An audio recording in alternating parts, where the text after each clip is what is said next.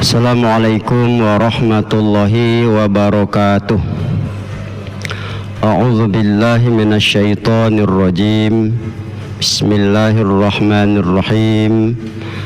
Alam yajidka yatiman fa'awa. Hamdan wa syukran lillah. Wassalatu wassalamu ala rasulillah man la nabiyya ba'dah. Allahumma salli ala Muhammadin awwalu makhluqatika nur min nuri dhatika nabika wa rasulika rahmatan lil alamin. Amma ba'du. Bapak Ibu, orang-orang tua saya yang saya muliakan, hadirin dan hadirat yang berbahagia dan yang dirahmati Allah, begitu juga khususnya kaum muslimin dan muslimat, para pendengar dimanapun berada. Puji dan syukur marilah senantiasa kita panjatkan ke hadirat Allah Subhanahu wa ta'ala, serta salawat dan salam kepada junjungan kita Nabi besar Muhammad sallallahu alaihi wasallam, yang sangatlah kita harapkan syafaat beliau di yaumil akhirah. Pada waktu yang lalu kita sudah menceritakan akhir dari ziarahnya Siti Aminah di makam Abdullah, suaminya ayah Rasulullah sallallahu alaihi wasallam, sesudah dia menumpahkan segala perasaannya yang selama 7 tahun dia pendam. Maka mereka pun mulai bersiap-siap untuk kembali ke Mekah. Hanya saja rombongannya tidak besar seperti ketika pergi, karena bersama dengan para pedagang Mekah yang menuju negeri Syam. Ini rombongan kecil saja. Begitulah di dalam tatapan terakhir di makam itu dia melihat, dan akhirnya berangkatlah mereka meninggalkan Yasrib menuju Makkah dengan iring-iringan kabilah yang tidak besar dia. Begitulah perjalanan berlangsung. Di tengah jalan tiba-tiba tak tahu dari mana datanglah badai panas yang menerpa, sehingga perjalanan terhenti, tidak dilanjutkan sementara menunggu badai reda. Badai panas berlangsung beberapa hari, membuat perjalanan mereka tertahan untuk menuju Makkah. Begitulah ketika badai sudah reda, perjalanan akan dilanjutkan. Namun Siti Aminah sudah tidak kuat dan tidak sanggup lagi, karena dia menderita sakit, terutama seperti batuk-batuk yang berat yang membuat dadanya begitu sesak. Nabi saat itu memandang bahwa ibunya hanya sakit biasa, namun ibunya merasakan lain, bahwa kehidupannya sudah dekat untuk datangnya ajal merenggut nyawa. Begitulah dalam kondisi sakit yang berat itu mereka tidak bisa melanjutkan perjalanan. Pada saat itu Nabi ditemani Ummu Aiman, budak dari ayahnya. Mereka menunggu. Ternyata Siti Aminah merasa suatu yang agak lain dari dirinya, ajalnya sepertinya sudah mendekat. Maka dia panggil Nabi dan dia peluk erat-erat dengan tatapan penuh kasih sayang, dan tersirat juga kerisauan yang dia ingin sekali memandang putranya ini sampai dewasa, ingin dia membesarkan anaknya. Namun takdir berkata lain. Dia peluk Nabi itu erat-erat, dia tatap sambil meleleh air mata. Begitulah kuat dekapannya, akan-akan dia memandang Nabi dengan pandangan yang terakhirnya itu. Nabi melihat air mata ibunya meleleh, maka dia julurkan tangannya, dia sapu air mata itu, menyeka air mata ibunya.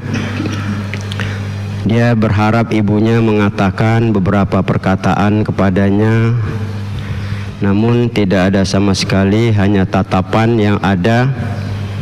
Tiba-tiba dari dekapan yang kuat itu, tangan Aminah terlepas, melemah dia. Pandangannya mulai sayu. Ya, Nabi terus menatap ke wajah ibunya. Hanya dari Aminah keluar beberapa kata-kata yang terputus. Dia mengatakan ya bahwa setiap yang hidup ya akan mati, yaitu ya diungkapkannya kepada Nabi. Setiap yang baharu pasti akan hancur.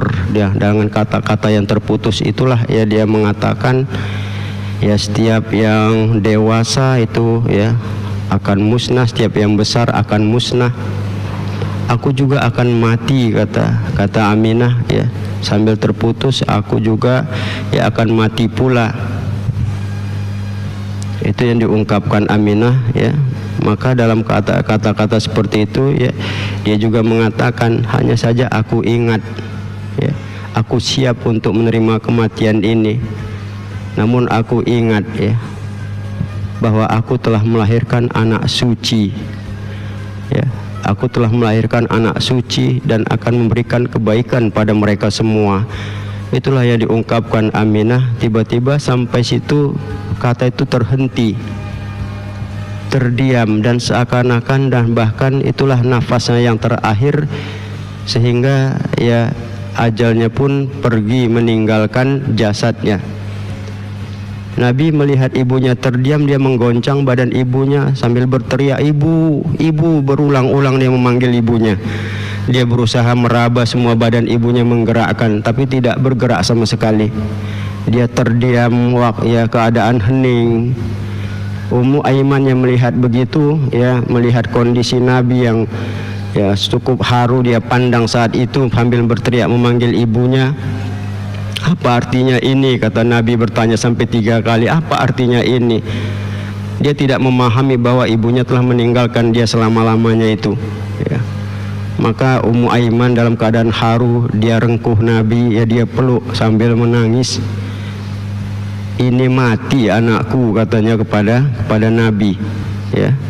Ini mati, kata ya Ummu Aiman kepada Nabi. Nabi terdiam sambil berkata, mati, kata Nabi ya.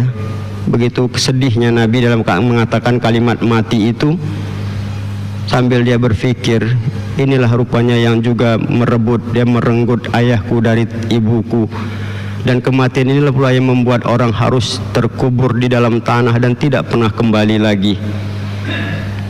Nabi terus memeluk ibunya ya, sementara ibunya harus rawat dan ya kondisi jenazahnya harus disiapkan ya. Maka Ummu Aiman dengan penuh kasih sayang menarik Nabi pelan-pelan, maka diuruslah jenazah ibunya itu ya. Dibungkus ibunya itu, dibawalah ke satu desa, itulah namanya Abwa ya. Kemudian Nabi tetap terus mendekati ibunya, seakan-akan dia tidak ingin lepas dari ibunya yang sudah dingin dan kaku seperti itu. Akhirnya Nabi dijauhkan untuk sementara melalaikan beliau, karena beliau tidak mau ya lepas dari ibunya saat itu, sehingga ibunya dikuburkan ya tanpa sepengetahuan dia. Inilah kalau kita lihat ya satu kondisi yang memang ya cukup mengharukan pada saat seperti itu, di mana seorang anak umur 6 tahun yang belum tahu apa-apa, yang belum mengerti makna satu kehidupan dan kematian, apalagi ya baru 6 tahun ya, sementara ayahnya tidak dia pernah lihat selama hidupnya itu. Ini ibunya pula menyusul. Selesai ibunya dikubur di Abwa itu ya, tidak lama dibawalah ya iringan rombongan kecil ini ke Mekah dengan kondisi yang sangat ya haru ya, sedih, penuh ya hal yang membisu. Yang dulu orang Mekah melihat seorang anak yang tadinya ceria, baru saja berangkat dengan ibunya penuh dengan kegembiraan, harus pulang sendirian tanpa lagi ditemani oleh ibunya itu ya. Akhirnya Rasulullah jadi yatim piatu, dia jadi yatim piatu dengan kondisi kalau dilihat oleh kakeknya Abdul Muthalib yang menyambutnya penuh dengan beban duka yang begitu berat dan syarat Inilah kalau kita lihat ya, Bapak Ibu hadirin hadirat ya, satu keadaan di mana kondisi Nabi kita ya pada status yatim piatu yang cukup. Kalau kita lihat bagaimana perjalanan ya beliau dengan ibunya yang begitu sangat menyayangi, ibunya sangat memperhatikan ya, ibunya sangat sayang kepadanya. Dia harus ditinggalkan dalam usia yang begitu kecil ya, usia yang kalau dilihat bagi anak-anak sekarang mungkin belum tahu apa makna dari sebuah kehidupan, apa kejadian dari suatu kematian, yang dia harus tidak punya kawan, tidak ada belayan manja dan kasih sayang yang memang dia harapkan dari orang-orang yang dekat darinya. Inilah gambaran ya akhir kehidupan Siti Aminah ya, seorang ibu mulia, seorang ibu besar ya, seorang ibu yang melahirkan seorang manusia yang begitu ya luar biasa di jagat raya ini.